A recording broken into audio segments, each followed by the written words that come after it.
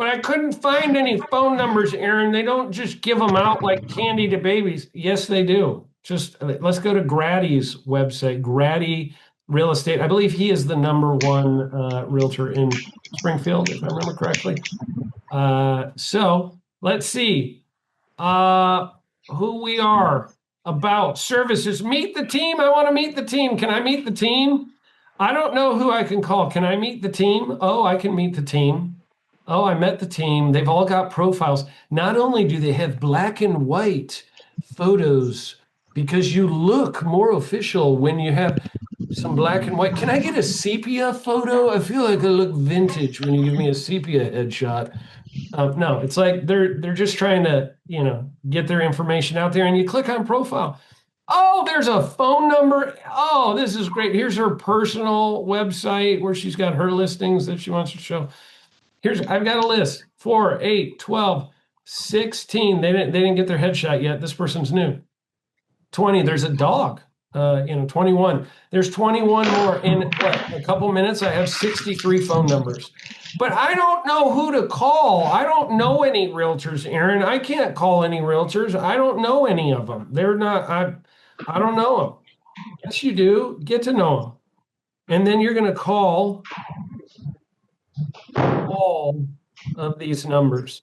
How am I going to call them? What's the process I'm going to use?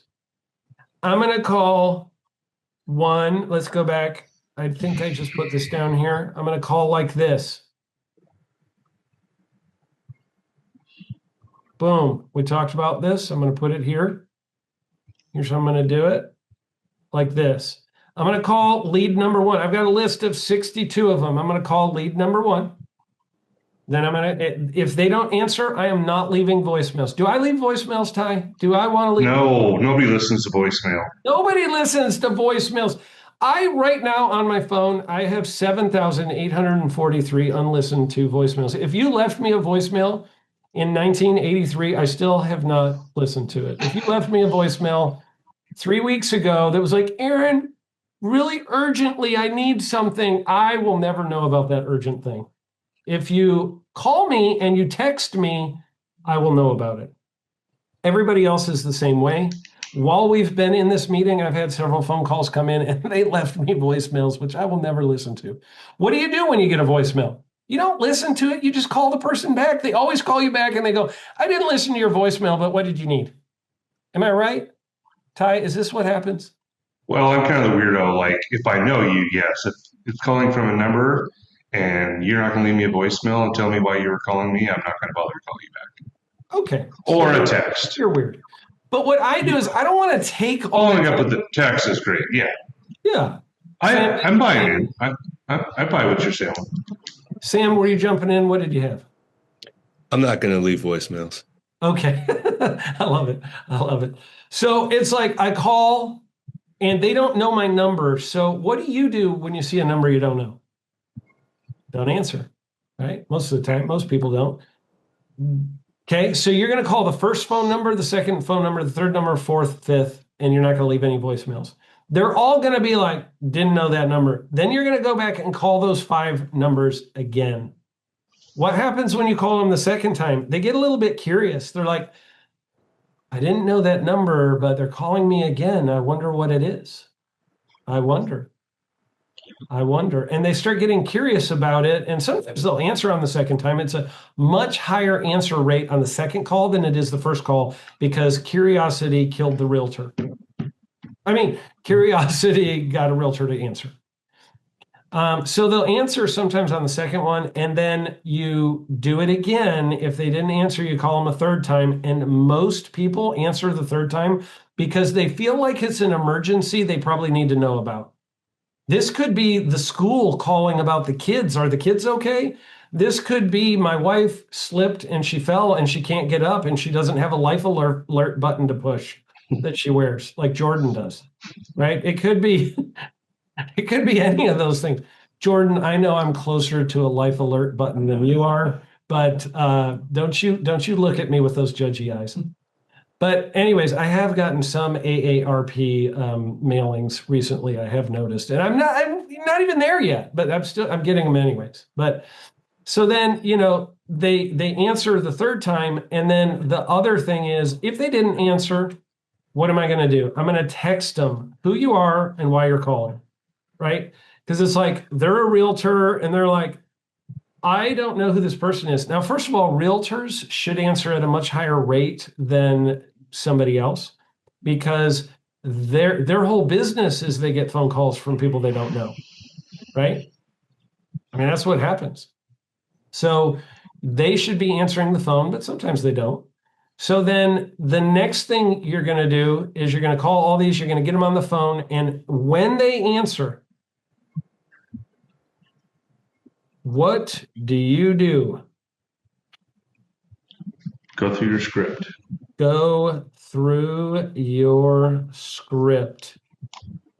Boom. You go through your script because the script was written to book these appointments. The whole point of the phone call is to book an appointment. That's what we're trying to do.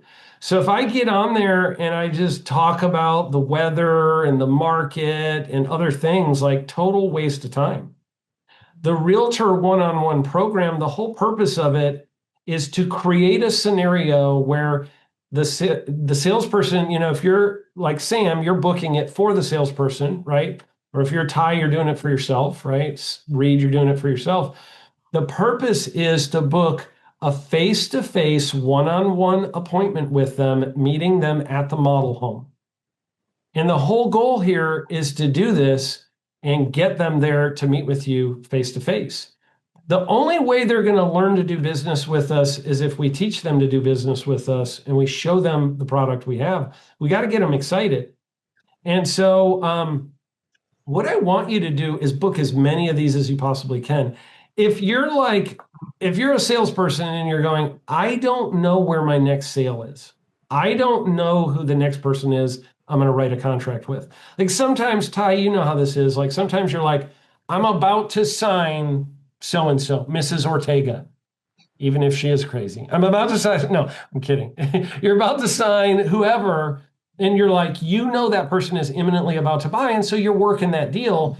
But when you don't have those next couple of deals lined up, you need to line up the next couple of deals because you got to line up the next couple of leads, and you want to generate your own deals. The power of getting the realtor referral machine working is that when you make friends that are realtors that are top producers, every time they have a client, you're going to suggest to them, hey, have you ever thought about, whenever you have a new client that contacts you that's looking for homes, have you ever thought about offering to them, would you guys consider a new home if it also met the, kind of the criteria you're looking for? Would you just add that into your questions you ask every client you work with? Because usually they just think of used homes. They're not thinking of new homes.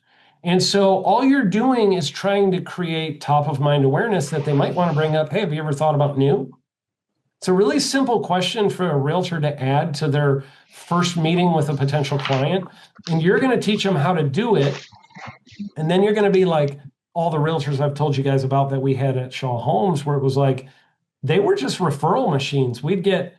Some of them would bring us 2 or 3 deals a year. Some would bring us 5 or 8. Some would bring 10 or 12. Some would bring 20 or 25 a year to us. Like just a referral machine, like boom, boom, boom, boom, boom. And they loved doing deals with us. And it was a really good synergy when they brought us a client because they had done repeat business with us and they didn't do what most realtors do, which is completely get in the way of the sale. So you're just teaching them how to get out of the way so you guys can get the deal. So we invite them in by using this script. So let's walk through how the script works, right? This is you calling. And you've got the name, right? You've already found this realtor. Go back to these guys here real quick. Go back to the team. And you're calling Michelle Cantrell, right? So you're calling Michelle Cantrell. So you go, hi, is this Michelle? She answers, she goes, hello. And you go, hi, is this Michelle? She's like, yes, it is. Hi, Michelle. This is Aaron Antis from Flint Rock Homes. How are you doing today? She's like, doing good. Well, that's good to hear. I'm not sure if you're familiar with Flint Rock Homes, but We are Springfield's highest rated and most reviewed home building company. We've been around since like 2004. We currently have 8 different communities we build in around the Springfield area, as well as we can build on a client's land. Have you guys ever heard of us? She's like, yeah. Or she's like, nope, never heard of you. Don't know who you are. You guys must suck. I've never heard of, whatever she says, yes or no. I don't care if she says yes. I don't care if she says no. The very next thing I'm going to do is I'm going to say, are you still selling real estate in our market? Why do I want to ask this question? Because some of them drop their license. I mentioned every 3 years, it's about a 90% turnover, so they don't have a license anymore. And you had them on a list, or the website didn't get updated by Cantrell Realty, whatever.